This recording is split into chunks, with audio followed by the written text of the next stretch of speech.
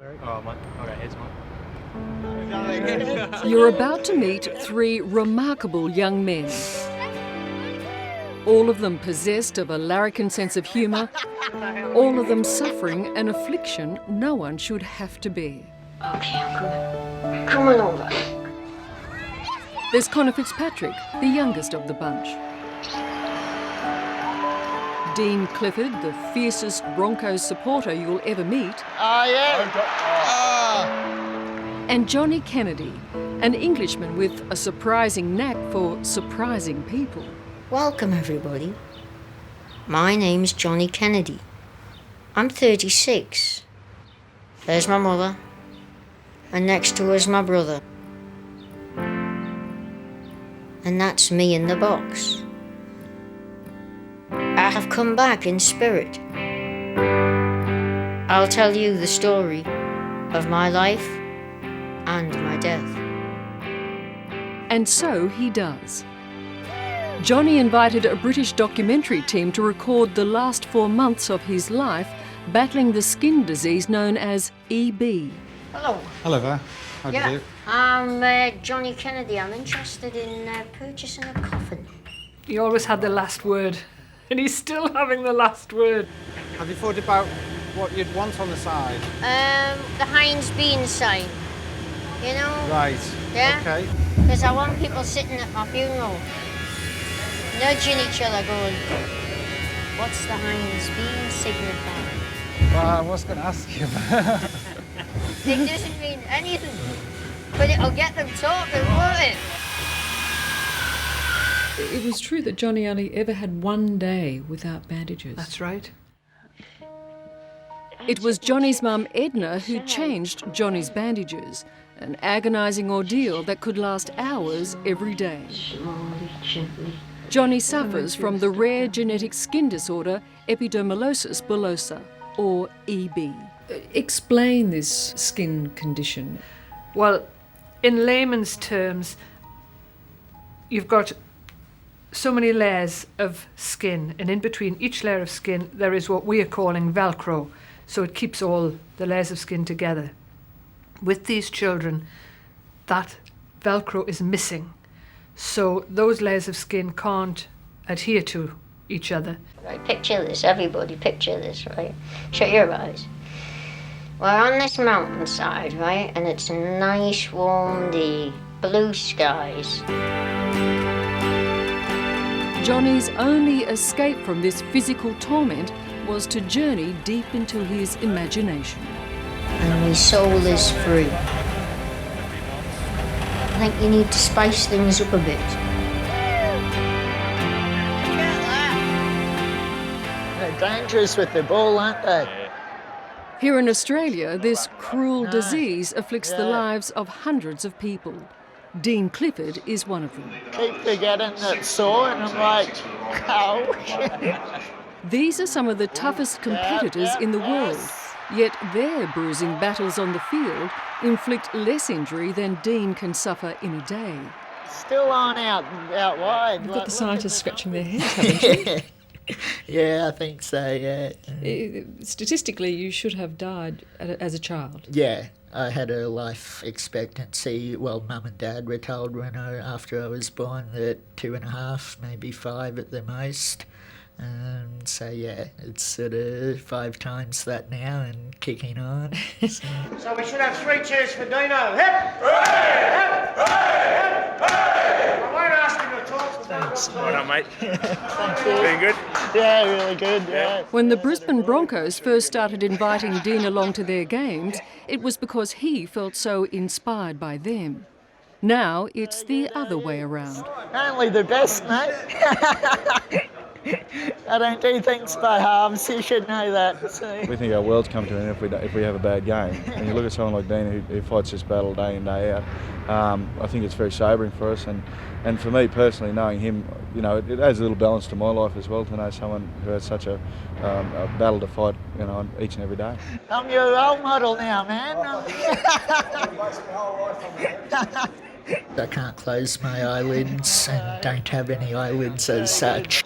It's almost like your skin is like tissue paper. Yeah, that's probably the easiest way that I describe it. When I was younger, there was no skin on my face, like never been able to remember breathing through my nose. So in '96, the actual raw sores healed over then, and I've been like this ever since. So what else are you putting in the bath instead? Anything? I'm now putting bleach in the bath. That's good. Yeah. That's fine. Who gets this disease? Anyone can get the disease.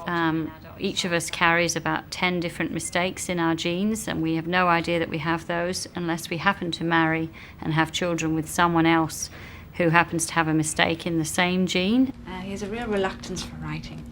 Professor Dede Morell is one of the world's foremost authorities on EB. He has pretty chronic infection most of the time.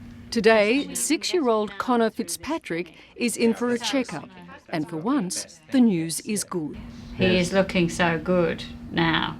We knew you'd get a surprise. I know, so happy. Though neither could have known it, Connor's parents, Michael and Bree, each carried the recessive EB gene.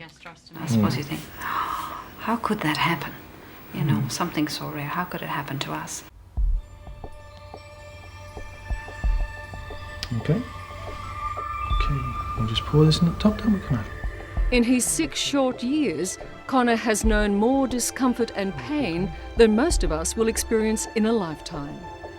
He's fed through a tube into his stomach, has sores all over his body, and can only breathe with the aid of a tracheostomy. You playing handball at school today? With Matthew?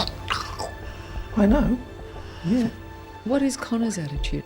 Why do I have to be like this? Yeah, why was I born like this? Why is Connor Connor? Gets upset with He new questions lesions. his own mortality as well. I'm going to die. And that's quite... I don't know where that comes from. It really upsets you. Because, you know, and at least once a day. It's quite confronting though, isn't it, for yeah, parents? I think. It's quite confronting to hear a 6-year-old question their own mortality and to be so aware of what's going on. And what do you say? Mum and Dad know what to do. So this was before and then after. There's one of the new blisters. There is as yet no cure for this horrifying disease. But Dede Morell and her colleagues here in Australia are part of a race to find the answers that could save Connor's life. Answers that could lie in the genes of EB sufferers. If we were successful for a little child like Connor, that could really turn his life around. You and I, if we have a sore, we know in a week or two it'll be better. If that could be the case with these children, they could enjoy a lot more normal existence. A cure could be less than a decade away, except that government funding is virtually non-existent, because this is the disease society would rather forget. I feel very sad when I hear about new babies being born. You know, I'd love to have this disease die out with me, because I know how full on it can be and how bad it can be, so wouldn't wish it on anybody. Michael and Bree have tried to make sure Connor grows up like other kids. What are the mussels that you might eat, Adrian? They're inside a shell and you gotta open them. And even though his tracheostomy makes it difficult to talk, Connor is always in there having a go. What do you like for dessert? Ice cream, very good. Oh, you ran him over. It's not all bad. It's not all bad. It's not all bad. Tell me the good. The good thing is being able to share a joke with Connor and have his sense of humour. He's got a great sense of humour, which I've found in a lot of EB people is a really... I think it's a common denominator. This sense of humour. Larrikinism, you know, and, you know, for all they have to endure, there's always a smile from Connor, always a smile. You know? No, I forgot it this time. No, take it again. Back in the UK, Johnny Kennedy is raising funds for EB research and has taken a bit of a shine to British pin-up Nell McAndrew. For one, you know, like a lot of people, you don't realise your own strength. That's right. So you don't know how much pressure you are putting on somebody's skin. But Johnny's just being diagnosed with cancer. It's a common outcome for EB sufferers. And as hard as he tries to cope... Cheers. Bye. Take care. I'll get in fact. Sometimes it's just too much. I could feel the breeze from the river and the sun on my face, and I thought,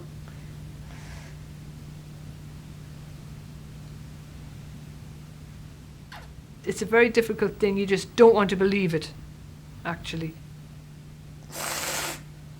You just think, oh, well, maybe they've made a mistake, but they hadn't. And as I say, Johnny knew.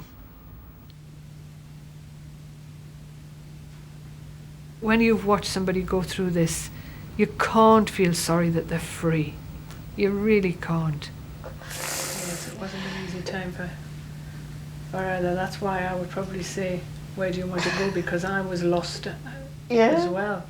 Totally lost. He gave me the strength, I think, to get through it. Sounds rather odd, but I think he helped me through it quite a lot.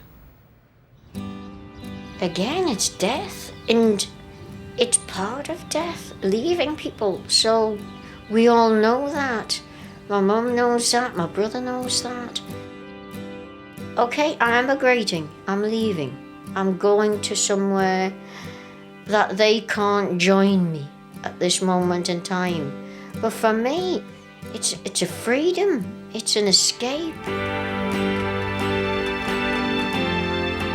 Johnny found his freedom and left behind an inspiring legacy. For little Connor Fitzpatrick, what lies ahead will be difficult, but already he has that trademark determination. He's so special. When I'm low, he will pick me up. We kind of work together as a team. It'll be all right, Mum. Yeah, don't worry, Mummy. Everything will be fine. Good take. Oh, no! The Broncos have decided to award an ambassadorship to someone who we believe... Dean Clifford is also a champion. Our first ever ambassador will be inaugurated. His name is Dean Clifford. Making the most of the life he's been given. A lesson in courage for us all. He's Dean Clifford, my mate, and that's probably the greatest thing I can say about him is I no longer see his disease. It doesn't worry me. He's just the bloke that he is. Oh, I got to take the feet pressure off the legs.